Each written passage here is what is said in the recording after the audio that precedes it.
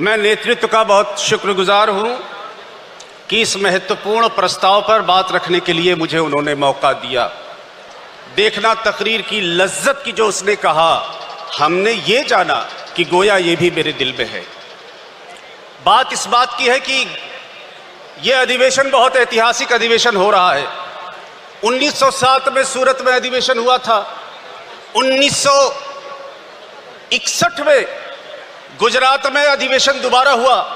लगभग 65 वर्षों के बाद गुजरात में यह अधिवेशन हो रहा है और इसका महत्व कांग्रेस के लिए विशेष रूप से है, इसलिए कि जब हम नेतृत्व की बात करते हैं, विचारधारा की बात करते हैं, कांग्रेस पार्टी की और देश की जनता की समझदारी की बात करते हैं, तो जो सबसे पहला नाम आता है वो महात्मा गांधी का आता है। महात्मा गांधी के बाद अगर कोई दूसरा नाम आता है गुजरात के ताल्लुक से तो वो सरदार वल्लभ भाई पटेल का आता है। और मैं ये कहना चाहता हूं, जब भारतीय जनता पार्टी का विचार जो नफरत की सियासत कर रहे हैं, अगर इस देश में गुजरात की और देश की पहचान विदेशों में होगी या देश में होगी, तो मैं समझता हूं कि किसी शाह और तानाशाह से गुजरात नहीं पहचाना जाएगा।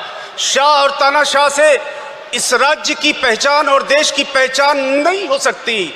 अगर पहचान होगी तो गांधी से होगी, पहचान होगी तो सरदार पटेल से होगी।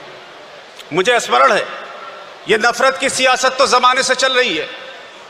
सुकरात के ज़हरे हलाहल से लेकर ईसा मसीह की सलीब तक, भगवान राम के वनवास से लेकर नबी सल्लल्लाहु अलैहि वसल्लम की हिजरत तक, गांधी की शहादत से लेकर इंदिरा गांधी के बलिदान तक, इंदिरा गांधी के बलिदान से लेकर राजीव गांधी की शहादत तक, नफरत के खिलाफ कांग्रेस की विचारधारा हमेशा जिम्मेदारी के साथ खड़ी रही है। हमने नफरत को हमेशा नाकामयाब किया है और हम ये विश्वास दिलाते हैं कि हम आने वाले समय में भी नफरत को नाकामयाब करेंगे। इस संविधान के पन्ने लेकर राहुल गांधी पूरे देश में घूमे।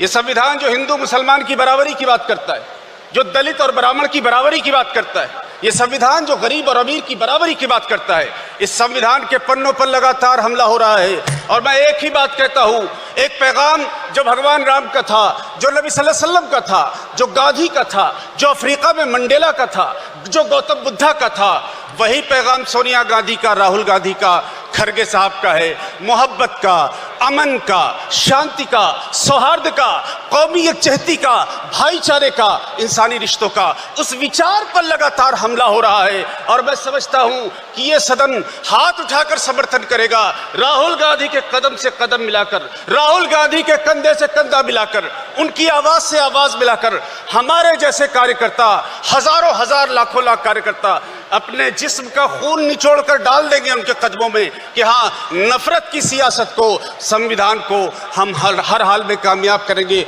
नफरत को हराने का काम करेंगे। मैं बहुत शुक्रिया करता हूं कि मुझे मौका मिला। बात थोड़ी और तफसील से करता, लेकिन मैं ये गुजारिश करना चाहता हूं कि हम सब राहुल गांधी के संघर्ष में शामिल हैं, तो एक बार जरा दोनों हाथ ऊपर उठा के, आगे के साथी पीछे के साथी, जोर